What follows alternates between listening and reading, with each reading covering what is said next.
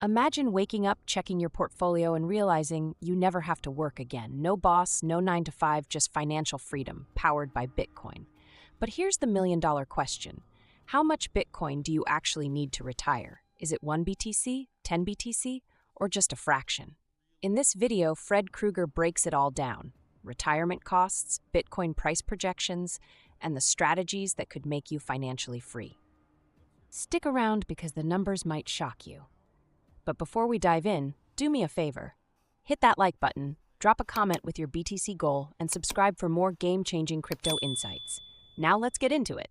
Yeah, so I would say, look, if you're very young, I'd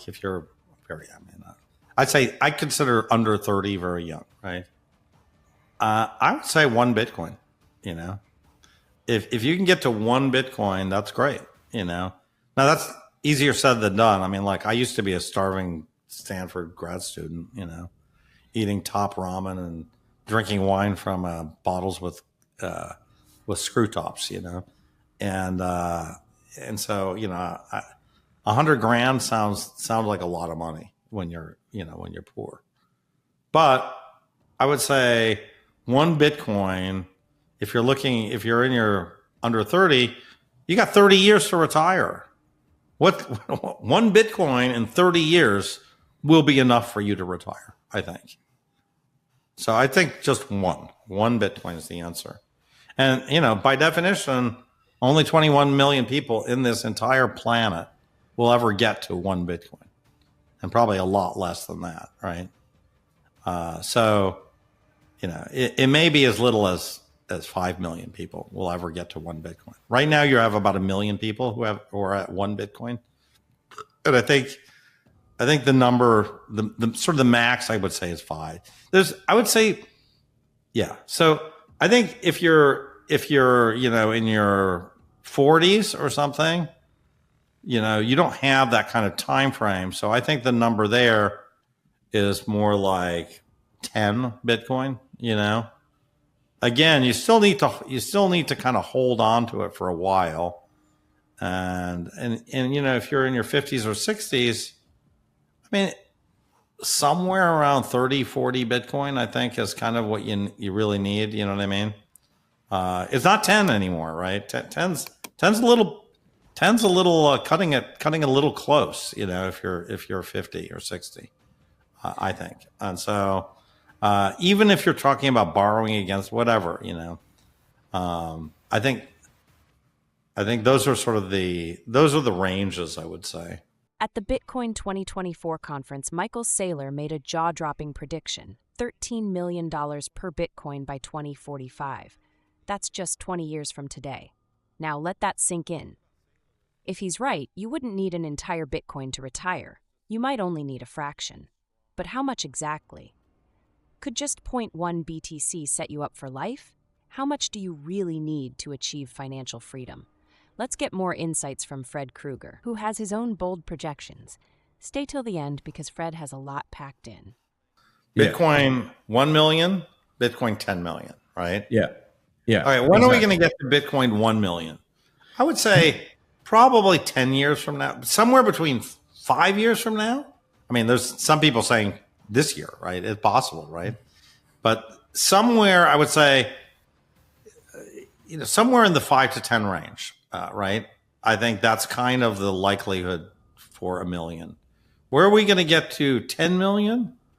Probably around 20 years from now, you're going to get to 10 million. It might be 30 years from now, right? So that kind of time range. And that's kind of what the power law tells you, right? So the power law quantifies this stuff very well for you. If you're under 30, you got 30 years. So, yeah, you really need to think of it. The one thing you don't want to do is touch that Bitcoin. Like you really want to put that thing in a vault and have it time locked for 30 years almost. That would almost be the best scenario for you.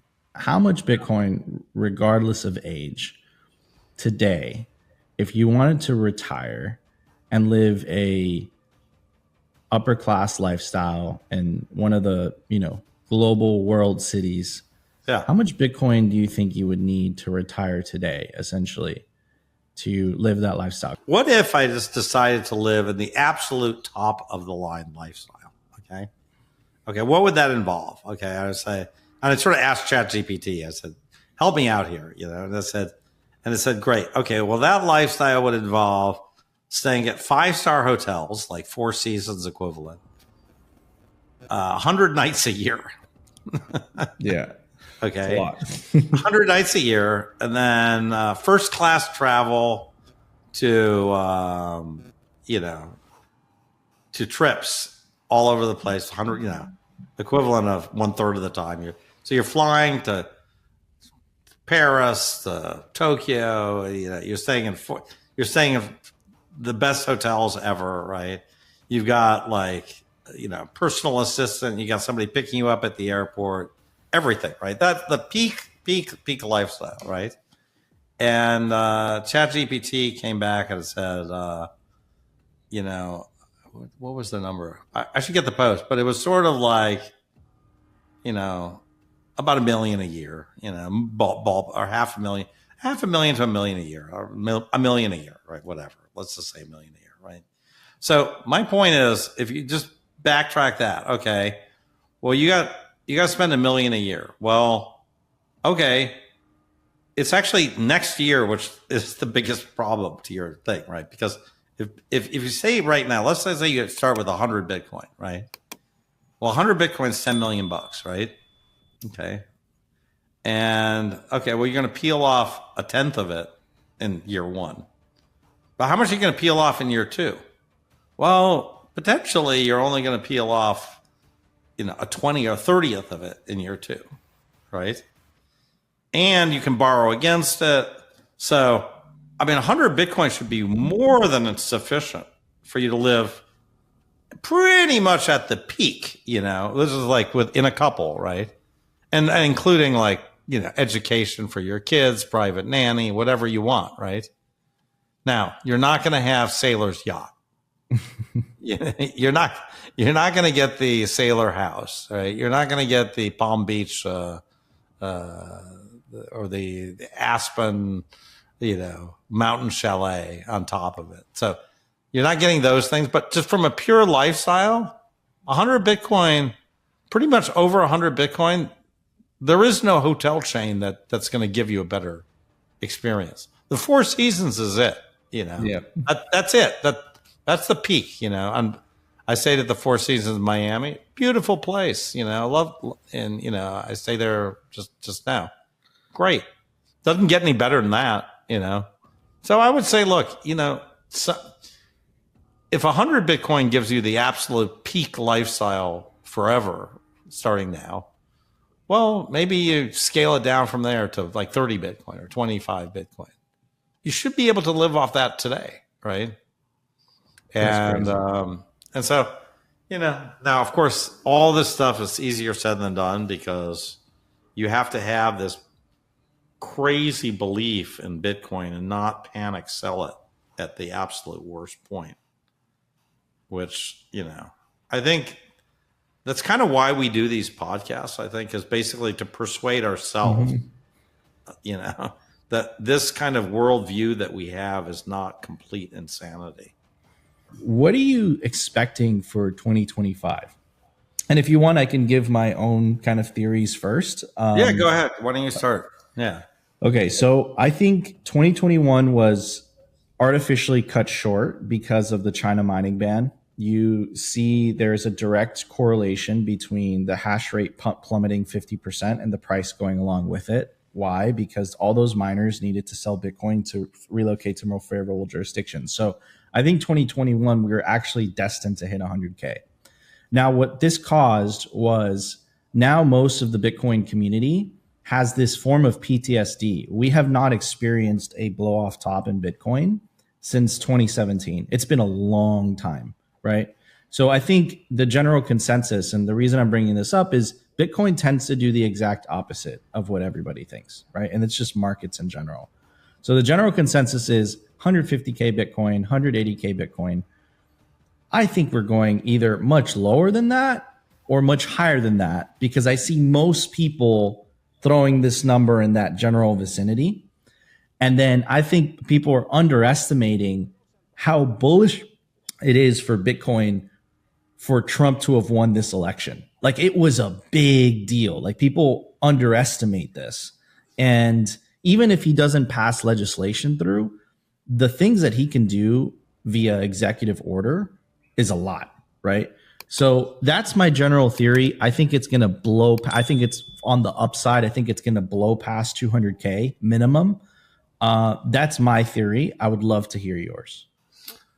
Okay, so my theory is less on the number that we're going to hit this year. That I think we have a longer runway. So I don't know how much we're going to go up this year. I think it could be 200,000. That might be it, right?